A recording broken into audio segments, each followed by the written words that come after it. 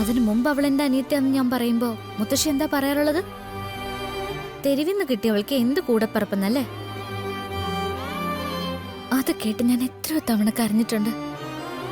എന്നിട്ട് അത് കേട്ട് എന്നെ ആശ്വസിപ്പിക്കാൻ അച്ഛനും അമ്മയും വരുമ്പോ അവരെ പോലും ആക്ഷേപിച്ചിട്ടല്ലേ ഉള്ളൂ. മുത്തശ്ശി കൂടുതലൊന്നും സംസാരിക്കും.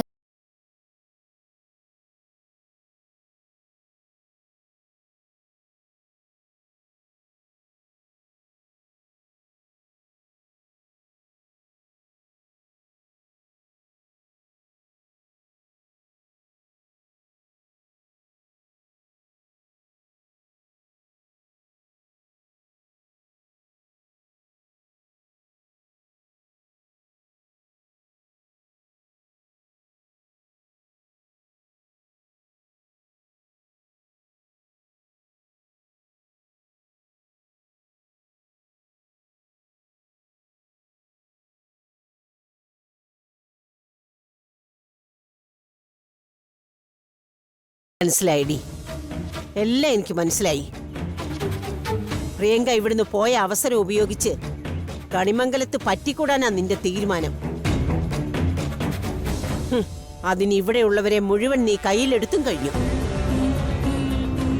പക്ഷെ നീ നോക്കിക്കോ, കണിമംഗലത്തെ റാണിയായിട്ട് സുഖിക്കാൻ നിന്നെ ഞാൻ സമ്മതിക്കില്ല. എന്റെ പ്രിയങ്ക മോൾക്ക് ശിക്ഷ കിട്ടിയാൽ അതിലും വലിയ ശിക്ഷ നിനക്ക് ഞാൻ തരും. കാല് പിടിച്ച് കരയാൻ വന്നപ്പോ നീ എന്നെ ആട്ടി പുറത്താക്കിയല്ലേ? നീ കണിമംഗലത്ത് വാഴുന്നത് എനിക്കൊന്ന് കാണണം.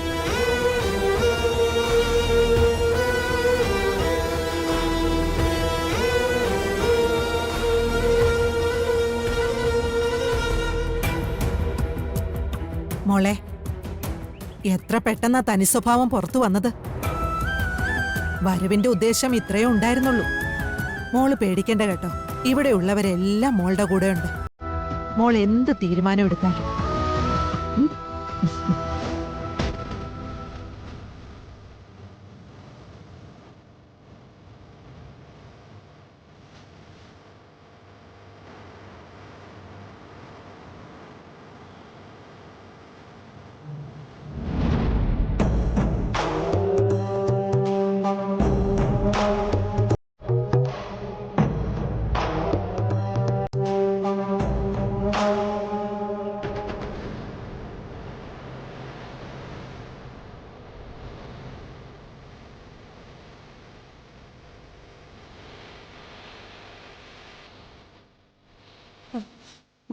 മോനെ, മോനെ, പ്രിയങ്കമോള് തെറ്റുകാരി അല്ലാന്ന് പറഞ്ഞിട്ടും നിങ്ങൾക്ക് ആർക്കും അതെന്താ വിശ്വാസം വരാത്തെ? ആ ജോലിക്കാരി ചതിച്ചതാ. മുത്തശ്ശി, ആറ്റുശ്ശേരി വീട്ടില് സത്യവും ധർമ്മവും നീതിയും പാലിക്കുന്ന ഒരു മനുഷ്യനുണ്ട്. മുത്തശ്ശിയുടെ മകൻ ദേവനാരായണൻ തിരുമേനി. സ്വന്തം മകളെ കോടതിയിൽ കൊണ്ടുവന്ന ദിവസമായിട്ട് പോലും ആ മനുഷ്യൻ ഇവിടെ ഇല്ലാത്തത് എന്തുകൊണ്ടാ? മുത്തശ്ശി നിർബന്ധിക്കാഞ്ഞിട്ടല്ലോ. കാരണം അതിന്റെ യാഥാർത്ഥ്യം അച്ഛനറിയാം. അച്ഛന് പ്രിയങ്കയുടെ സ്വഭാവം നന്നായിട്ട് അറിയാം. ദേവനെ ആരോ തെറ്റിദ്ധരിപ്പിച്ചിരിക്കുവോ മോനെ? ഈ അവസ്ഥയിലും പ്രിയങ്കയെ ന്യായീകരിക്കുന്ന ഒരേ ഒരാളുള്ളൂ, അത് മുത്തശ്ശിയ. കാരണം പ്രിയങ്കയുടെ മനസ്സിൽ വിഷം നിറച്ച ചിന്തകൾ മുഴുവൻ കുത്തിവെച്ചു കൊടുത്തത് നിങ്ങൾ ഒരാളാ.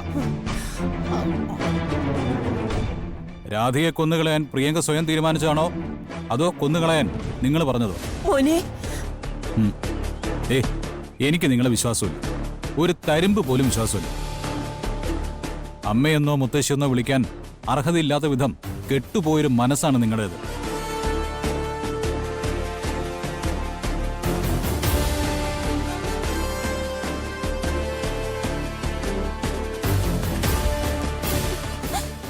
മോളെ,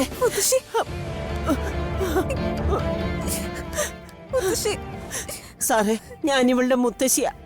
ഞാനൊന്ന് സംസാരിച്ചോട്ടെ. സംസാരമൊക്കെ ഒരുപാട് അനുവദിച്ചതാ, ഇനി പറ്റില്ല. കോടതിയിലേക്ക് കയറേണ്ട നേരമായി.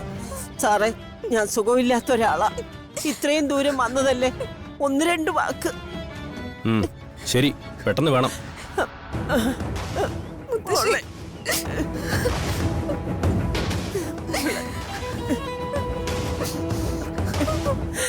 മുത്തശ്ശി, ഞാൻ ഒരു തെറ്റും ചെയ്തിട്ടില്ല മുത്തശ്ശി.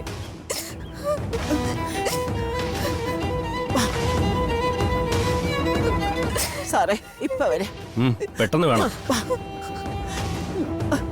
മോനെ, നീ എന്താ സത്യമെന്ന് ഇവളോടൊന്ന് ചോദിക്കേ. അതെ, എന്നേക്കാളും യോഗ്യതയുള്ളവര് കോടതി മുറിക്കകത്തുണ്ട്. അവരെല്ലാം ചോദിച്ചറിഞ്ഞോളും.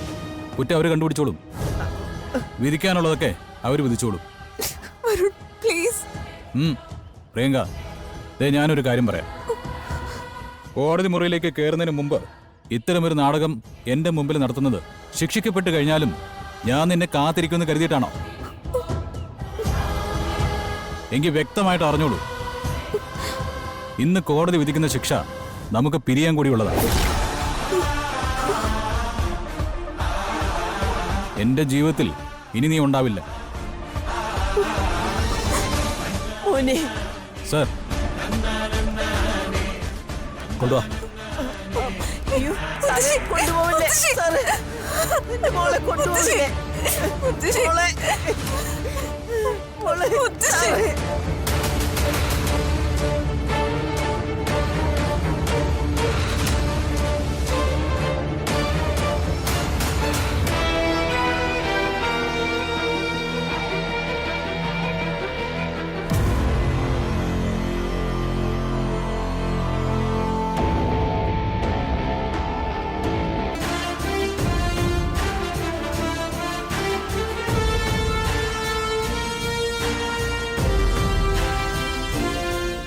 Your Honor, I am appearing for the accused, Your Honor. പ്രിയങ്കയുടെ പേരിൽ ആരോപിക്കപ്പെട്ടിരിക്കുന്ന കുറ്റം ചില സാഹചര്യങ്ങളുടെ സമ്മർദ്ദത്തിൽ സംഭവിച്ചു പോയതാണ്. റിമാൻഡ് ചെയ്യപ്പെട്ട ദിവസം പ്രിയങ്കയ്ക്ക് വേണ്ടി വാദിക്കാൻ ആരുമില്ലായിരുന്നതുകൊണ്ടും സാഹചര്യ തെളിവുകൾ എതിരായിരുന്നതുകൊണ്ടും പ്രിയങ്ക കുറ്റവാളിയാണെന്ന് വിലയിരുത്തുകയായിരുന്നു. അത് മറിച്ചാണെന്ന് തെളിയിക്കാൻ ബഹുമാനപ്പെട്ട കോടതിയുടെ അനുമതി വേണം. Yes, proceed. Thank you, your honour.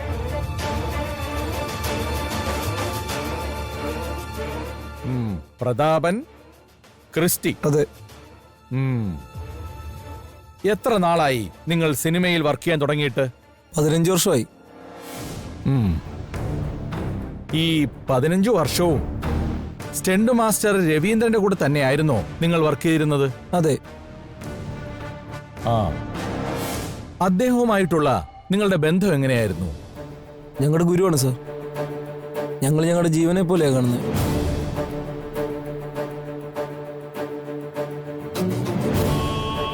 കഴിഞ്ഞ മാസം 16-ാം തീയതി സേനാനി എന്ന സിനിമയുടെ സെറ്റിൽ നിങ്ങൾ ഈ പറയുന്ന സ്റ്റണ്ട് മാസ്റ്റർ രവീന്ദ്രനുമായി വാക്കേറ്റമുണ്ടായില്ലേ?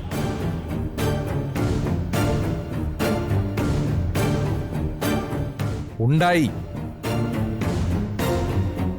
വാക്കേറ്റം മാത്രമല്ല, സ്റ്റണ്ട് മാസ്റ്റർ രവീന്ദ്രന് നേരെ ഈ നിൽക്കുന്ന നിങ്ങൾ കൈ ഉയർത്തുകയും ചെയ്തു. യുവർ ഓണർ, കേസുമായി ബന്ധമില്ലാത്ത കാര്യങ്ങളാണ് പ്രതിഭാഗം വക്കീല് ചോദിക്കുന്നത്. എന്റെ ചോദ്യങ്ങൾക്ക് ഈ കേസുമായി ബന്ധമുള്ളതാണ്, your honour. Yes, proceed. Thank you, your honour. കഴിഞ്ഞ ദിവസം ആ സിനിമാ ലൊക്കേഷനിലുണ്ടായ ആ സംഭവം സിനിമാ സംഘടനകൾ പറഞ്ഞു തീർക്കുകയായിരുന്നു അല്ലേ? തുടർന്ന് അദ്ദേഹത്തോടൊപ്പം വർക്ക് ചെയ്യാൻ നിങ്ങൾ തയ്യാറായെങ്കിലും ഒരവസരം കിട്ടിയാൽ അദ്ദേഹത്തോട് പകരം വീട്ടണമെന്നുള്ള ചിന്ത നിങ്ങളുടെ മനസ്സിൽ ഉണ്ടായിരുന്നു.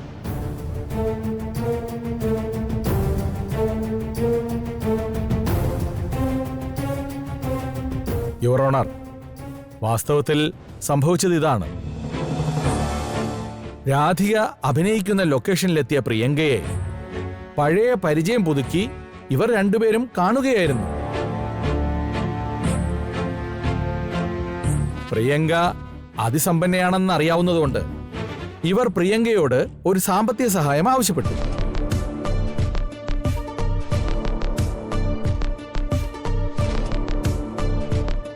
ഷൂട്ടിംഗ് ലൊക്കേഷന്റെ ഒരു മൂലയിൽ വെച്ചാണ് പ്രിയങ്ക ഇവർക്ക് പണം കൊടുത്തത്. അതും ഷൂട്ടിങ്ങിന്റെ ഇടവേളയിൽ. അങ്ങനെയാണെങ്കിൽ പ്രിയങ്ക ഇവർക്ക് പണം കൊടുത്ത ദൃശ്യം ഇത്ര കൃത്യമായി പോലീസിന്റെ കൈകളിൽ എത്തിയത് എങ്ങനെയാണ്?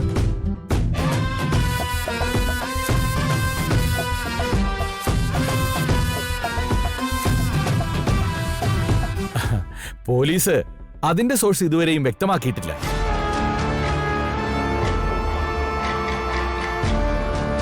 എവിടെ നിന്നോ അയച്ചു കിട്ടിയ ഒരു വീഡിയോ മാത്രമാണെന്നാണ് അവർ പറയുന്നത്. ഓക്കെ, ആ തെളിവ് സത്യസന്ധമാണെന്ന് സമ്മതിച്ചാൽ തന്നെ ആ ദൃശ്യമെടുത്ത ആൾക്ക് വ്യക്തമായ ഒരു ഉദ്ദേശം ഉണ്ട് എന്നതല്ലേ സത്യം?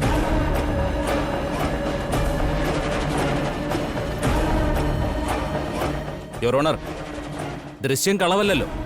പിന്നെ എതിർഭാഗം വക്കീലിന് അതിനെക്കുറിച്ച് സംശയം വരേണ്ട കാര്യം എന്താ?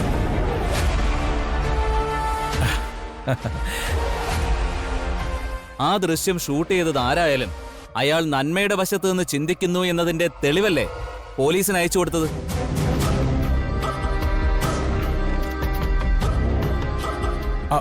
നോ യുവർ ഓണർ, ആ ധാരണ തെറ്റാണ്.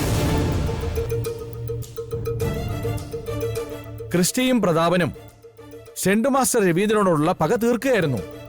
പക്ഷേ തങ്ങൾ ചെയ്ത കുറ്റത്തിൽ നിന്നും രക്ഷപ്പെടുന്നതിന് വേണ്ടി പ്രിയങ്കയെ ഇക്കാര്യത്തിൽ അവർ വലിച്ചയക്കുകയായിരുന്നു.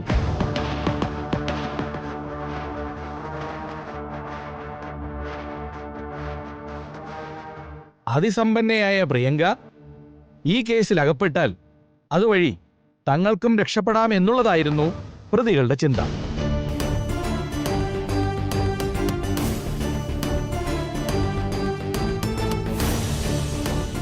ഈ കാര്യം ഒന്നുകൂടി വ്യക്തമാക്കാൻ പ്രിയങ്കയെ ചോദ്യം ചെയ്യേണ്ടതുണ്ട്. ബഹുമാനപ്പെട്ട കോടതി, പ്രതി വീണ്ടും കുറ്റം നിഷേധിക്കുകയുള്ളൂ. അത് സ്വാഭാവികമാണല്ലോ. എന്റെ കക്ഷി ഈ പറഞ്ഞ കാര്യങ്ങൾ ഒന്നും നിഷേധിക്കുകയില്ല. എന്റെ ചോദ്യങ്ങൾ അതിനുവേണ്ടിയുള്ളതല്ല. You proceed. Thank you your honour. Priyanka എന്തിനാ ഇവർക്ക് പണം കൊടുത്തത്? അവരൊരു സഹായം ചോദിച്ചു, പിന്നെ തിരിച്ചു തരാന്ന് പറയുകയും ചെയ്തു. അങ്ങനെയാ പണം കൊടുത്തത്. പ്രിയങ്ക ഇവർക്ക് പണം കൊടുക്കുമ്പോ ആ ഭാഗത്ത് ആരെങ്കിലും നിൽക്കുന്നതോ ആരെങ്കിലും അത് ഷൂട്ട് ചെയ്യുന്നതോ കണ്ടിരുന്നോ? ഞാനാരെയും കണ്ടില്ല.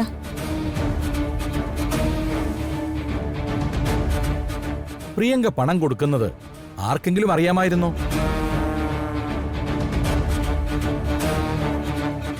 യുവർ ഓണർ, ബഹുമാനപ്പെട്ട എതിർഭാഗം അഡ്വക്കേറ്റ് കേസിൽ ആവശ്യമില്ലാത്ത നൂലാമാലകൾ സൃഷ്ടിച്ചെടുക്കുകയാണ്. പക്ഷേ ഇതുകൊണ്ടൊന്നും കുറ്റവാളിയെ രക്ഷിച്ചെടുക്കാൻ പറ്റില്ലെന്ന് അദ്ദേഹത്തിന് മനസ്സിലാകുന്നില്ല. അങ്ങയുടെ ഉപദേശത്തിന് നന്ദിയുണ്ട് വക്കീലെ. എന്റെ വാദങ്ങൾ ശരിയാണെന്ന് ഞാൻ ബോധ്യപ്പെടുത്തി തരാം. പറയൂ പ്രിയങ്ക, പ്രിയങ്ക ഇവർക്ക് പണം കൊടുക്കുന്ന വിവരം മറ്റാർക്കെങ്കിലും അറിയാമായിരുന്നോ? അറിയാമായിരുന്നു. ആർക്ക്? എന്റെ ചേച്ചി രാധികയ്ക്ക്.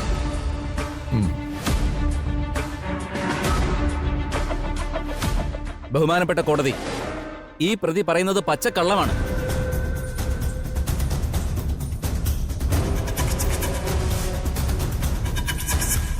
ദുർഘടം പിടിച്ച ഒരു സീനിന്റെ ഒരുക്കങ്ങളിൽ നിന്നിരുന്ന രാധികയ്ക്ക് ഈ പണം കൊടുക്കുന്നത് അറിയാമായിരുന്നു എന്ന് പറയുന്നത് വസ്തുതകൾക്ക് നിരക്കാത്തതാണ്. പക്ഷേ ആ സത്യം വിളിച്ചു പറയാൻ, തന്റെ അനുജത്തിയുടെ നിരപരാധിത്വം തെളിയിക്കാൻ രാധിക നേരിട്ട് കോടതിയിൽ ഹാജരായാലോ?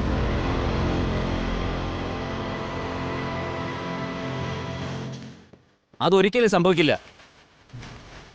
സംഭവിക്കും. ബഹുമാനപ്പെട്ട കോടതിയിൽ കാര്യങ്ങൾ വിശദീകരിക്കുന്നതിന് രാധികയ്ക്ക് അവസരം കൊടുക്കണമെന്ന് വിനീതമായി അഭ്യർത്ഥിക്കുന്നു. Radhika, please come.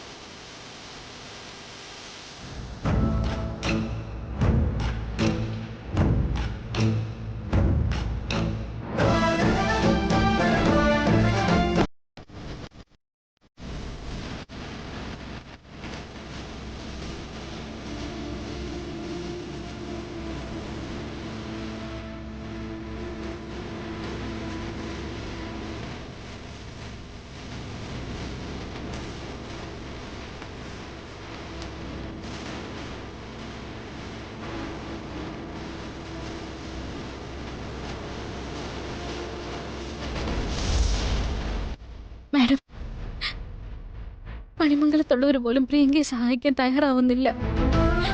എന്നെ എങ്ങനെയെങ്കിലും ഒന്ന് സഹായിക്കണം. നിസ്സാര തെറ്റല്ലല്ലോ പ്രിയങ്ക ചെയ്തത്. നിന്നെ കൊല്ലാൻ ശ്രമിച്ചവളല്ലേ അവള്. പിന്നെ എന്തിനാ അവളെ രക്ഷിക്കുന്നത്? അവളെ നിയമം ശിക്ഷിച്ചോട്ടെ. അച്ഛനും അത് തന്നെയാ പറയുന്നത്.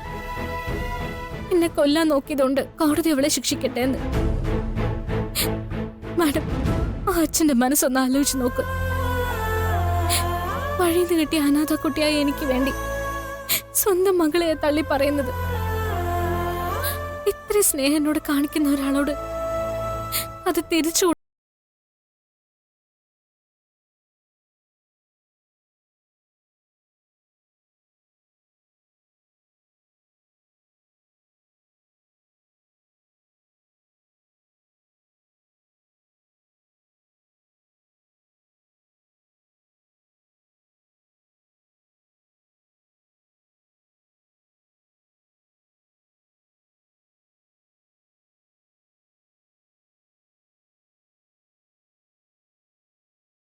നിനക്ക് മാത്രമല്ല, എനിക്കുണ്ട് കടപ്പാട്.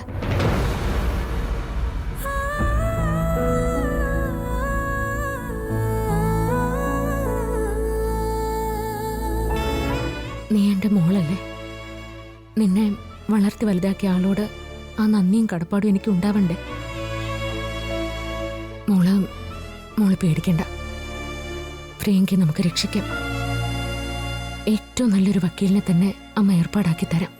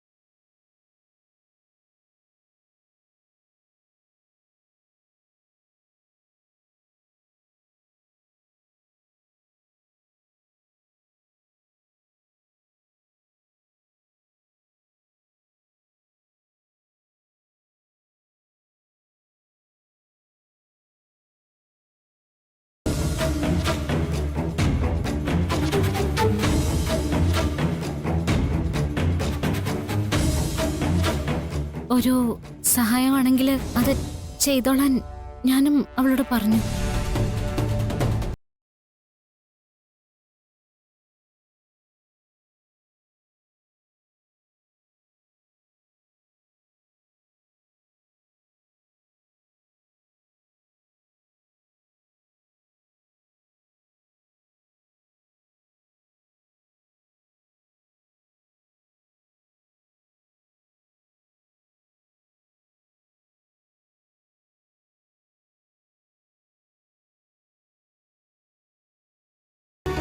ഇങ്ങനെയൊക്കെ പറയാൻ നിങ്ങളുടെ മേൽ എന്തെങ്കിലും സമ്മർദ്ദം ഉണ്ടായിരുന്നു?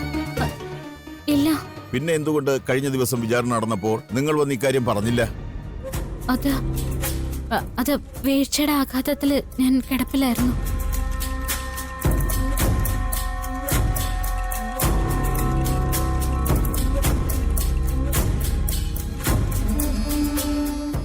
പ്രിയ റിമാൻഡ് ചെയ്ത് കഴിഞ്ഞപ്പോഴാ കാര്യങ്ങളുടെ ഗൗരവം എനിക്ക് ബോധ്യമാവുന്നത്. അതുകൊണ്ട് നേരിട്ട് കോടതിയിലേക്ക് വരാൻ ഞാൻ തീരുമാനിച്ചു.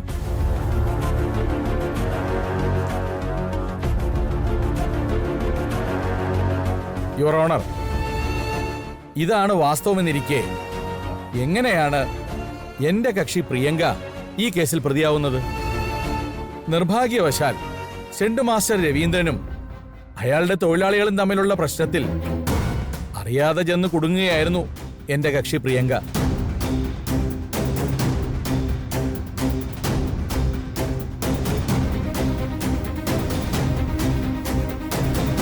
അതുകൊണ്ട് രാധികയുടെ മൊഴി പൂർണ്ണ ബോധ്യത്തിലെടുത്ത് അനുകൂലമായ ഒരു തീരുമാനം പ്രിയങ്കയ്ക്ക് ഉണ്ടാവണമെന്ന് ബഹുമാനപ്പെട്ട കോടതിയോട് ഞാൻ താഴ്മയായി അപേക്ഷിക്കുന്നു. That's all your honour.